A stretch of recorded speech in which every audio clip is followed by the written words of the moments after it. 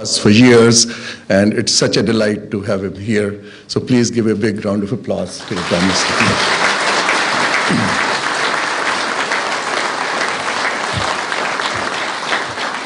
It's a rare honor. So Honorable Prime Minister Imran Khan of Pakistan. So two visionary leaders here in this gathering of leading businessmen from both the countries.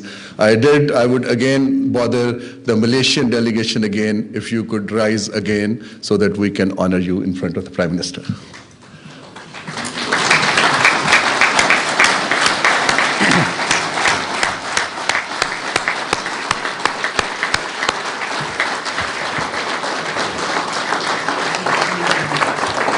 Please be seated. Well, here we had a warm-up session where we actually presented the companies who are talking to each other. And as Honorable Dr. Mahathir bin Mohamad has been saying, that the actual, the action starts when the transactions are done. I'm so pleased that we shall be announcing some business transactions today. And I look forward to many more to come with this gathering and many years to come. So that is where we are. Just a few words in terms of this partnership with Malaysia. Pakistan basically offers a large market, a large regional market in the future. We are already connected to Western China. We'll be connecting to more countries. What we are looking at the moment is that how to catch up with the levels of Southeast Asia and rest of the Asia. The future century, the economic century, if it belongs to Asia, we need to forge partnerships, not only for monetary transactions, but also knowledge partnerships. We need technology transfer, and we actually need to learn from each other the managerial practices. And these are the kind of gatherings which will, inshallah, take us towards that side. Honorable Prime Minister, I have been a fan of yours, like many millions there. And what specifically inspired me, and your very clear vision that you basically emphasize the investments in the engineering and technology base to start with. You passionately spoke about Proton, the car which you founded. Today, I'm very pleased that we shall be inaugurating a joint venture of Proton today as well.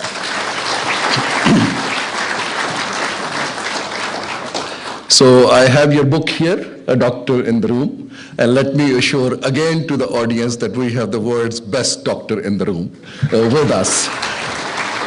So with these ceremonial words, what on the practical side, this gathering is, a wonderful beginning. The Board of Investment in Pakistan, the Malaysian Investment Development Authority, already is in talks how we can further deepen our partnership institutionally so that we do not only work together towards learning more from each other, but we have timelines, targets, and oversight mechanisms to ensure how businessmen take it forward.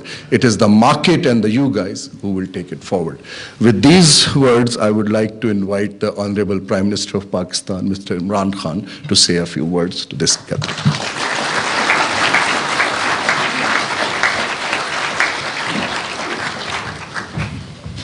Bismillah ar-Rahman ar-Rahim.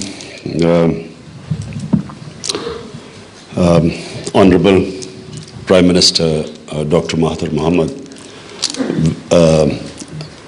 honorable guests, visiting delegation from Malaysia and Pakistan's business communities, some ministers. I just want to say that this has been a great privilege to receive Dr. Mahathir. Tomorrow is a big day for Pakistan, our national day. To have Dr. Mahathir honor it has been something that across the board, every Pakistani has appreciated it.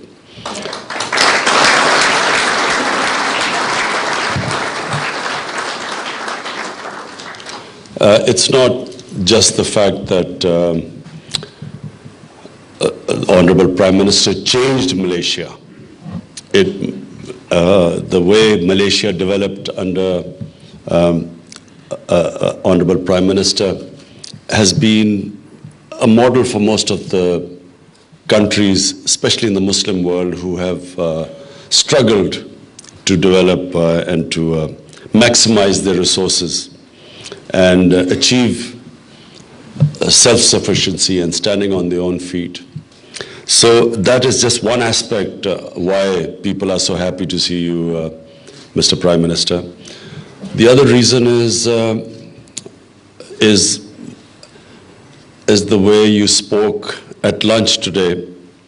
Most of the people in this hall have not heard that speech.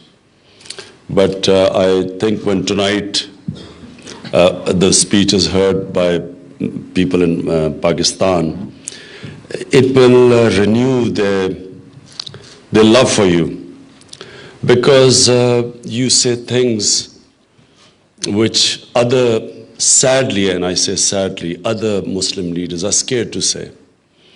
And it's because a lot of them are not leaders. They are office holders.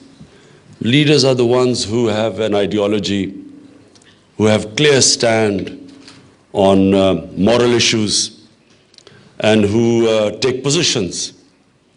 Unfortunately, non-leaders do not take positions. They want to please everyone. They don't take a stand. And it's because of the stands you have taken over the period of time, Mr. Prime Minister. That's why there is such a great response of you honoring us and on an occasion which is very important for us, tomorrow, 23rd March, the day when the resolution for Pakistan was made in 1940 by our great leader, who Pakistanis look up to, Qaid-e-Azam Muhammad Ali Jinnah. This is today is about increasing trade between the two countries. It is learning from especially the Malaysian model. It's investment opportunities which we hope will, today I'm told that they will be signing various MOUs. And I think the meeting we had this afternoon, we have decided that there will be a strong ministerial level committee which will meet regularly and which will keep interacting, so that we know exactly how we can keep enhancing and increasing trade between the two countries. So I again welcome you again, Mr. Prime Minister, and I want to say we will be sad to see you go tomorrow. We wish you could stay here much longer.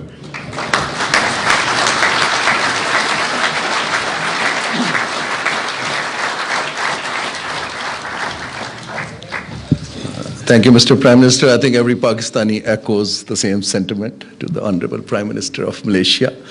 And I would also like to echo the words of my Prime Minister, that this is the time to invest in Pakistan. Don't miss the opportunity. It has become our tagline, and I welcome Malaysians to take the lead in that. With these words, I would like to invite the Honorable Prime Minister, Dr. Mahathir Mohamad, to say a few words to that.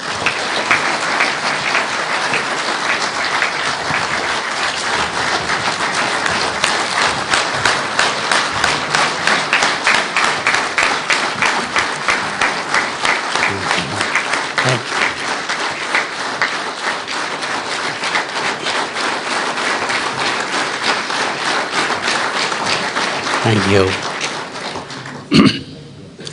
Bismillahirrahmanirrahim. Your Excellency, Mr. Imran Khan, Prime Minister of the Islamic Republic of Pakistan, Excellencies, ladies and gentlemen. First of all, I would like to thank the organizers for enabling me to meet the business people of the two countries. It is now standard practice that whenever an official visit is made to a country, we bring along with us business people, because our intention is not just to establish good relations with other countries, but also to develop our countries to increases in trade and industry. And so, for all these visits, meeting with business people is extremely important. And of course, for the business people themselves, their counterparts must be available so that they can form partnership, or at the very least, learn to know each other. It is important to know each other because it is impossible to do business with total strangers, because you don't know what kind of person he is and whether he is trustworthy or not. But by having meetings like this, it enables us to know and understand each other, and therefore think up of ideas to enable us to increase the business being done between our two countries. Now, Malaysia was a poor country when it became independent. It was wealthy, it produced rubber and tin, but the wealth flowed to the metropolitan country, not to Malaysia. The Malaysians themselves remained poor. And we, of course, wanted to show the British that when we became independent, we would be able to do better than them. This is our challenge. You know, some countries have different challenges. I found that, for example, the Koreans wanted to outdo the Japanese because the Japanese once colonized them. For us, the ambition is to better the British so that no one can say that independence have not given us anything, any advantage, any progress. But then, as I said, Malaysia is a poor country. We didn't have the capital, we didn't have the technology, the know-how, the knowledge of world market, and the products needed by the world market. We were unable actually to industrialize.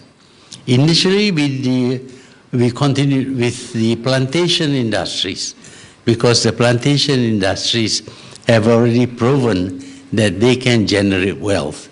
But plantations require big pieces of land and give employment to a very few people.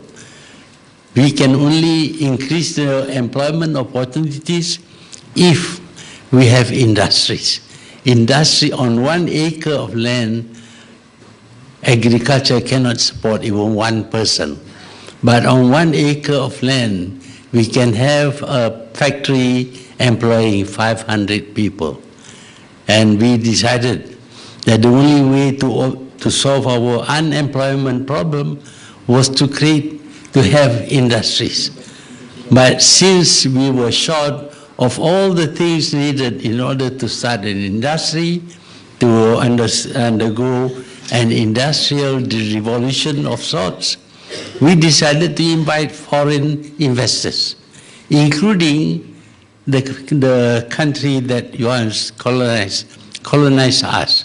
This was, I think, quite unusual because most countries, upon achieving independence, do not want to see foreigners in their country. But we went the other way. We invited foreigners to come and invest in Malaysia. We trained our people to work in new industries. And as a result of the investment, money flowed in, technology was acquired, knowledge was built about business and markets, and very soon, Malaysians themselves became able to start their own industries.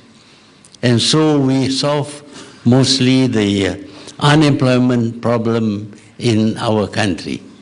But of course, we had to give incentives to the foreigners, and this we did by giving them tax holidays, first for 10 years, and then subsequently another 10 years if they deliver.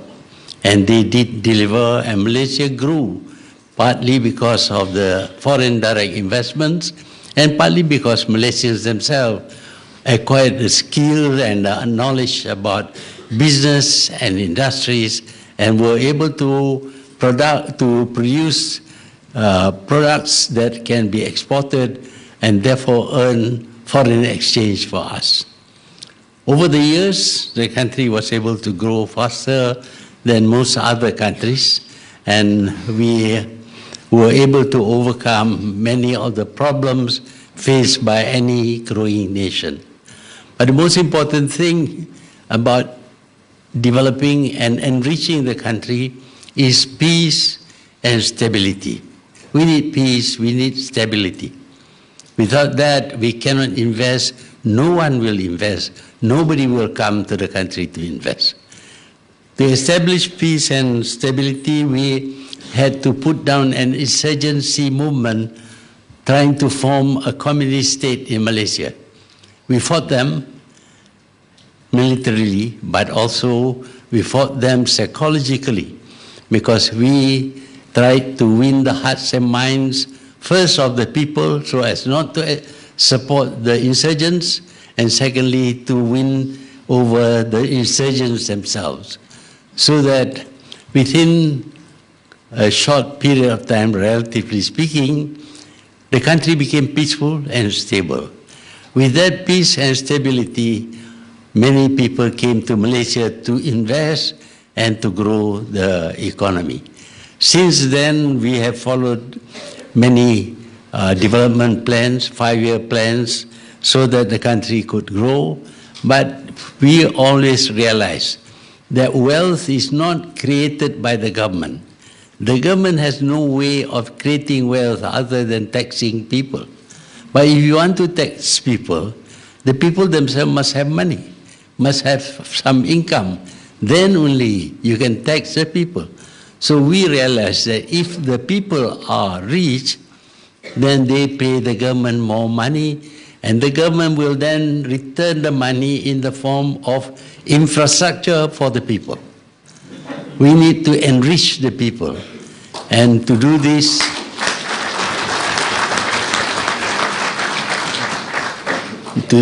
we provide them with education, with training, and also with opportunities to work and opportunities to invest, first in a small way and subsequently in a bigger way.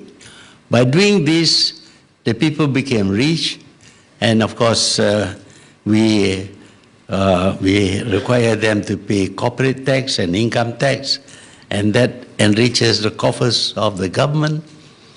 And eventually we provided all the necessary infrastructure, roads, railways, and water supply, electricity, and all kinds of other things needed in order to bring up and develop the country. This is a very good business for government. We ask the private sector to invest with their money, and when they make money, 26% of their profit belongs to us. It's the best kind of investment, because we didn't put up any money at all, but they have to pay us taxes. But we have to return to them in a way by providing them with incentives, with infrastructure and other things, laws and rules, in order to ensure that their investments will be safe in Malaysia. And that is what happened over the years. But we also want to benefit from the rest of the world, because Malaysia is a trading nation. We need to trade. We need to trade with the rest of the world. And so diplomatically we decided to be friendly with everyone. We do not care about their internal politics and internal ideologies, but we want to be friendly with them so that we can trade with them and we can source a lot of things that we need from them.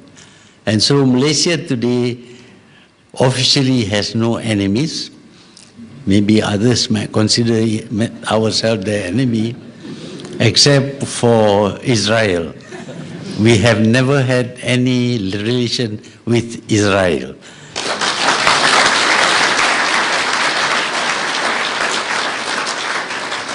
It's not because we are against the Jews, but it is for the wrong things that they do.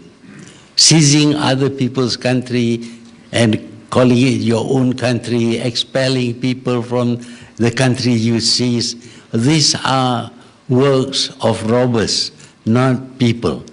So we cannot have any relation with Israel. Until now, we have no relation with Israel, and we feel that since Israel and the West promotes free speech, therefore we have a right to say nasty things to them. It is really an exercise in free speech. But of course, they say nasty things about us also.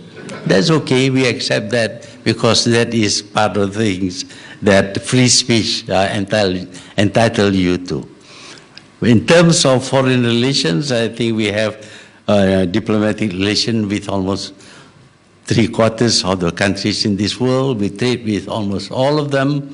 And since trade brings wealth to the nation, Malaysia grew also through trade.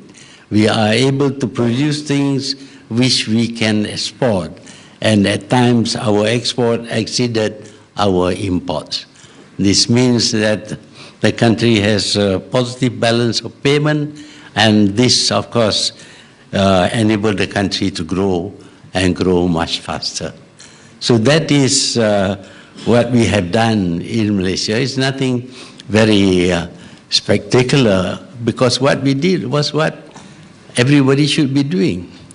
Growing their country, giving their people a good life. That's what big governments are for, and certainly elected governments are obliged to return that support by giving the people what it is that they need and they want. Malaysia has been able to hold elections every 5 years. We had a small problem in 1969 when there were race riots, but we settled that race riot within 2 years, and since then there has been no race riot, because although our country is multiracial, multi-religious, multilingual, multicultural, and also there is vast disparities in the economic well-being of the different people, Malaysia has remained peaceful and stable for a long time. And it is this that help us build our country. And when we come here, I'm quite sure, while we are thinking about buying more from Pakistan, we also want to export more to Pakistan. One thing is about this new government that we have pledged that ministers may not receive gifts. No gifts for ministers except food and flowers. As a result, I have a lot of food in my house. Nothing that is more than $500 worth can be given to a minister without him being charged for corruption. I don't know what the rule is in Pakistan, but I can assure you I have no intention to bribe the Prime Minister of Pakistan.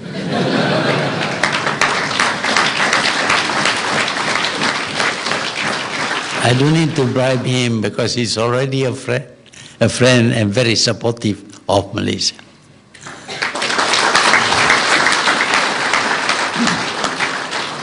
But I also have other reasons for doing this, and not because I want to bribe, but I think I need to promote one Malaysian product in Pakistan in the hope that we can work together in producing that product.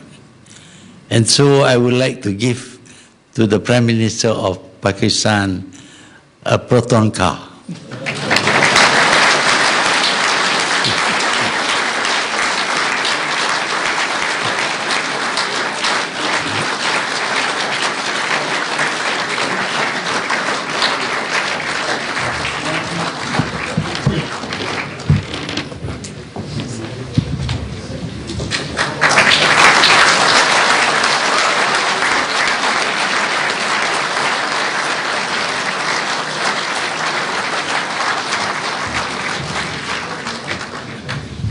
Well, it's not a bribe.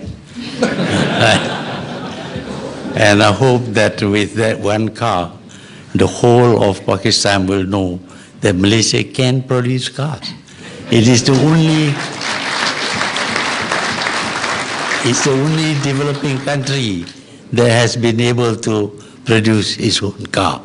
So we would like to share our expertise in this field with Pakistan if there are investors willing to invest in the project of building a car for Pakistan, a joint Malaysian-Pakistan project. Thank you.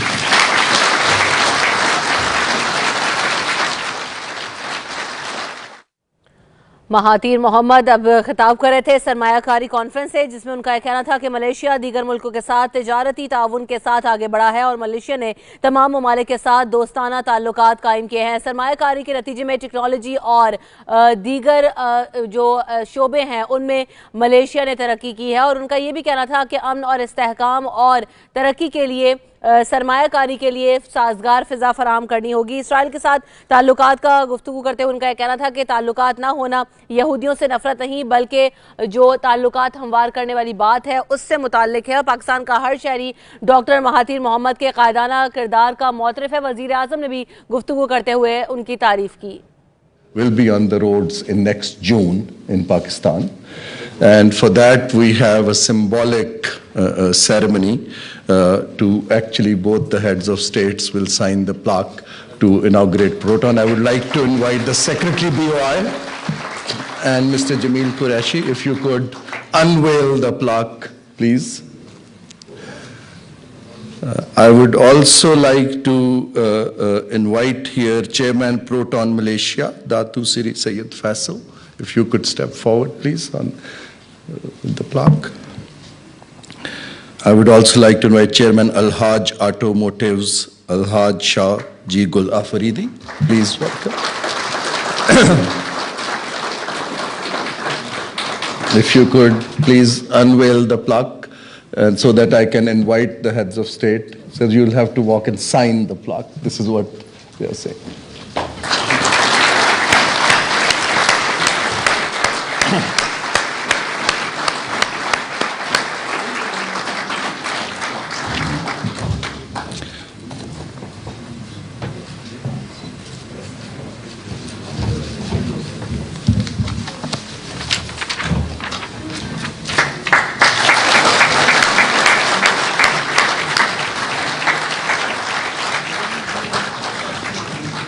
Well, thank you very much. And as you know, representing Board of Investment, we will try our level best to actually facilitate this venture to start production on time.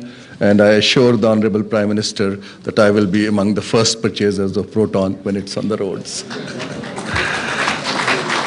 Our second today, which we are showcasing, is a partnership. It's in the telecom sector and a large Malaysian company, E.co, which many of us have heard. There were some hiccups. I'm very pleased they were removed. And E.co will be signing they have signed 3 MOUs and we'll be celebrating them. So for the first one, I would like to basically invite E.co Towers Pakistan is the full name, and Pakistan Mobile Communication Limited and Deodar Private Limited. So Chairman E.co Malaysia, Datuk Azad Kamaluddin. Please, if you could stand here, sir. I would also like to invite the CEO of Jazz in Pakistan, Mr. Amir Ibrahim, to step forward on the Pakistani side, please. If you could exchange the MOUs and shake hands.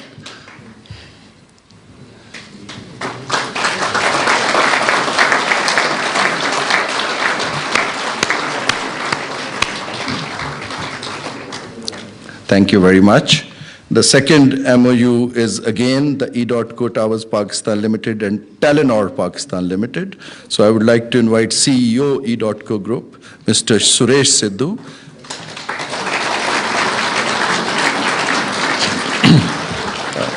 This side, Suresh, please. And I would like to invite Irfan Wahab from Telenor Pakistan, the CEO.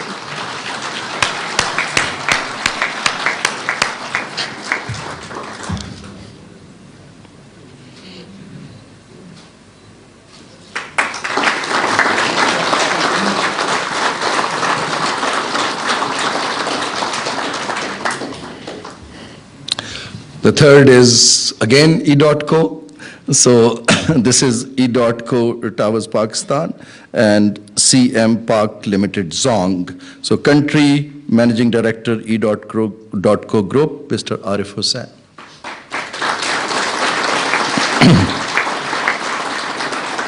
And China Mobile CEO, Mr. Li Wenju.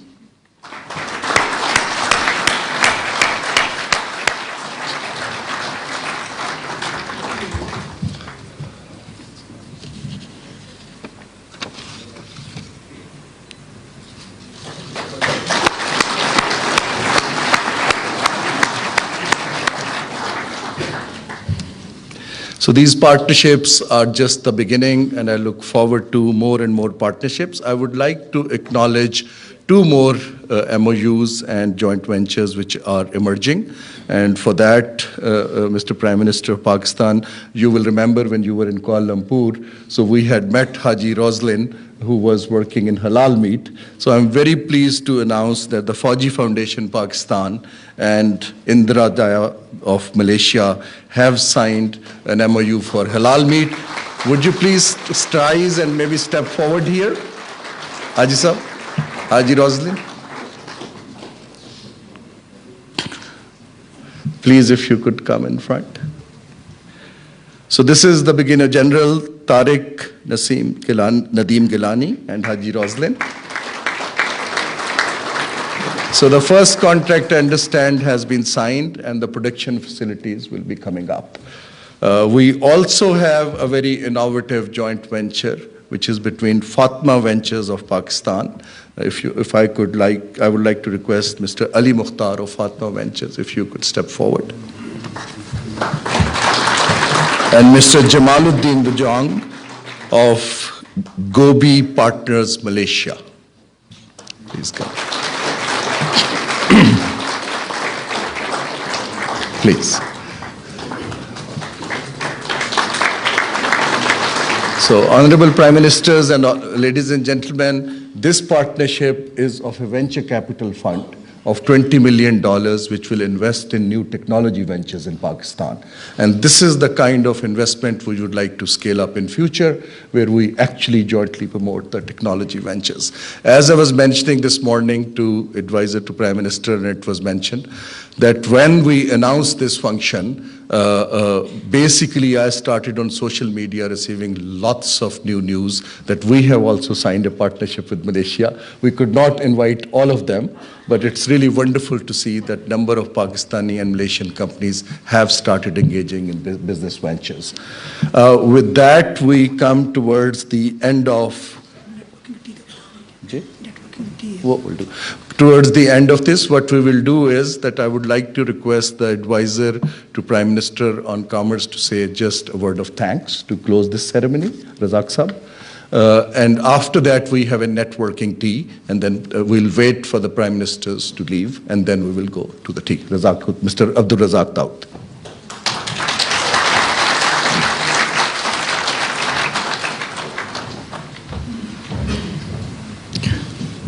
Your Excellencies, it has been a great honor and a pleasure to have all the people here from Malaysia and our respected business people from Pakistan, and to see these joint ventures develop and shake hands in the presence of the two Prime Ministers.